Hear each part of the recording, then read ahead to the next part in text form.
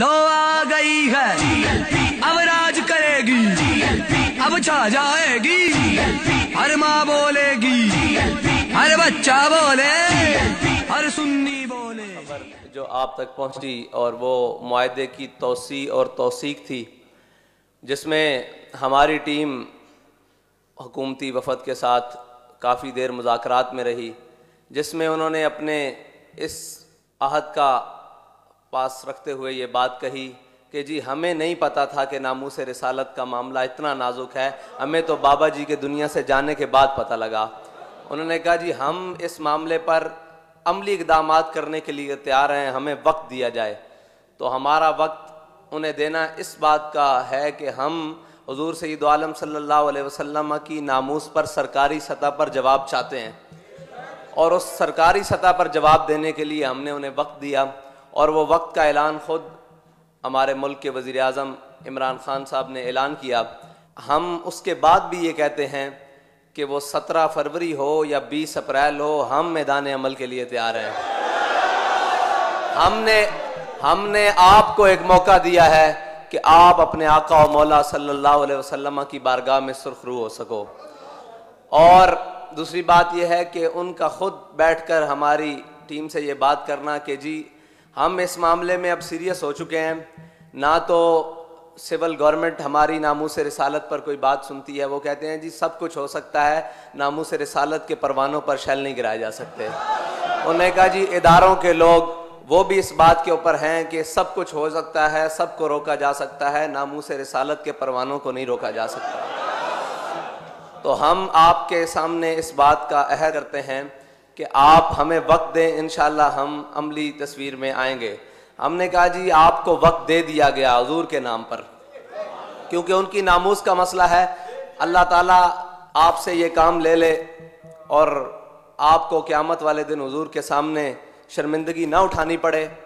ہم اس کے لیے دعا کرتے ہیں، اور اس کے لیے ہم نے وہ اعلان اور معاہدے کی توسیع بھی کرائی۔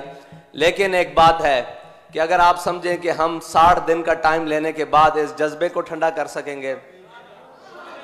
یہ وہ جذبہ ہے جو ٹھنڈا ہونے والا نہیں ہے۔ یہ تو دن بدن بڑھتا جا رہا ہے، کیونکہ یہ ان جذبوں میں سے ہے کہ حضرت عقبہ بن نافع فاتح افریقہ،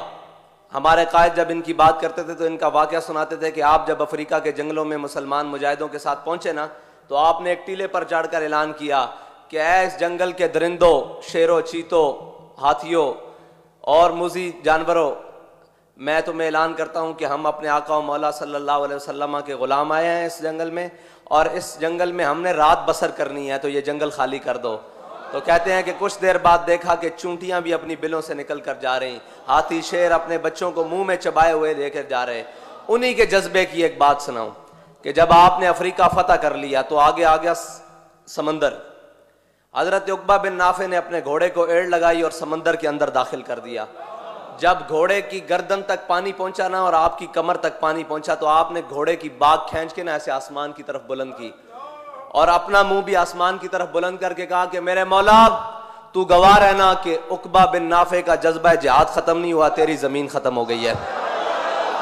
یہ بات کسی کی غلط فہمی میں نہ رہے کہ لبیک والوں کو 60 دن کا چکمہ دے کر یا 60 دن ہم سے مانگ کر، ہم نے تو اپنے اخلاص کی بنیاد پر دیا ہے، اس لیے کہ ہماری ریاستی سطح پر فرانس کو جواب ہو جائے، کیونکہ ہمارے قائد ملت اسلامیہ علامہ خادم حسین رضوی کی ایک ہی خواہش تھی کہ وہ ریاستی سطح کے اوپر گستاخی ہوئی ہے تو جواب بھی ریاستی سطح کے اوپر ہونا چاہیے۔ ہم نے اس ریاستی سطح کے اوپر جواب کے لیے آپ کو مزید 60 دن دیے ہیں، اس کے اندر آپ کریں۔ اور اگر کوئی یہ سمجھے کہ یہ جذبہ ختم ہو چکا ہے تو ہمارے بڑوں کا تو جذبہ سمندر کے اندر جا کر بھی ختم نہیں ہوا۔ ہم جس قبیل میں سے ہیں وہ جذبے ختم ہونے والے نہیں ہیں۔ میرے آقا و مولا صلی اللہ علیہ وسلم کی ناموس کے لیے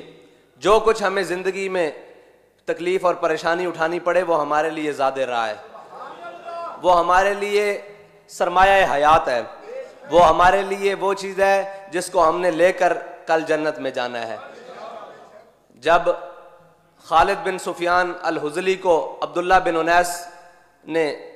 واصل جہنم کیا، میرے آقا و مولا نے فرمایا جاؤ اس کو واصل جہنم، یہ بڑا لمبا واقعہ ہے، اس میں حضرت عبداللہ بن انیس نے چلتے ہوئے نماز بھی پڑھی، وہ بھی امام بخاری نے نقل کیا ہے، بڑا لمبا واقعہ ہے۔ جب میرے آقا و مولا صلی اللہ علیہ وسلم کے پاس آئے نا حضرت عبداللہ بن انیس، تو میرے آقا و مولا نے فرمایا افلح الوجوہ، میرے آقا و مولا نے فرمایا کہ یہ تو کامیاب چہرہ آ رہا ہے۔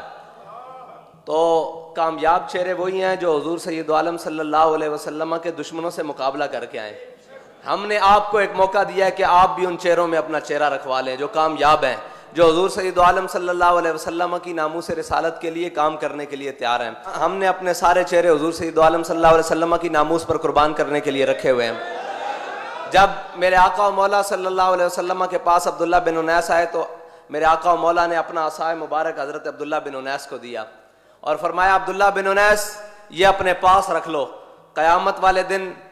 جب روز محشر ہوگا کسی کے پاس چلنے کے لیے کوئی سہارا نہیں ہوگا، تمہارے پاس یہ عصا ہوگا اور تم اسی عصا کی ٹیک پر جنت میں جاؤ گے۔ تو حضرت عبداللہ بن انیس نے وہ عصا وصیت کی تھی کہ میری قبر میں رکھ دینا، اور ہم یہ پیغام دینا چاہتے ہیں کہ تحریک لبیک یا رسول اللہ کے کارکنوں نے جو فارم فل کیے ہوئے ہیں نا حضور سید عالم صلی اللہ علیہ وسلم کی ناموس رسالت کے لیے، وہ سب نے وصیت کی ہوئی ہے کہ یہ جو فارم ہے یہ ہماری کفن میں رکھ دینا۔ کل قیامت کے دن ہم حضور کے سامنے جا کر پیش ہوں گے، یا رسول اللہ ہم اس جماعت سے تھے جو آپ کی ناموس رسالت کے لیے سب سے پہلے میدان عمل میں نکلتی تھی، ہم اس قائد کے پیچھے تھے جس قائد نے حضور سید عالم صلی اللہ علیہ وسلم کی ناموس رسالت کے لیے سب سے پہلے آگے قدم بڑھایا تھا۔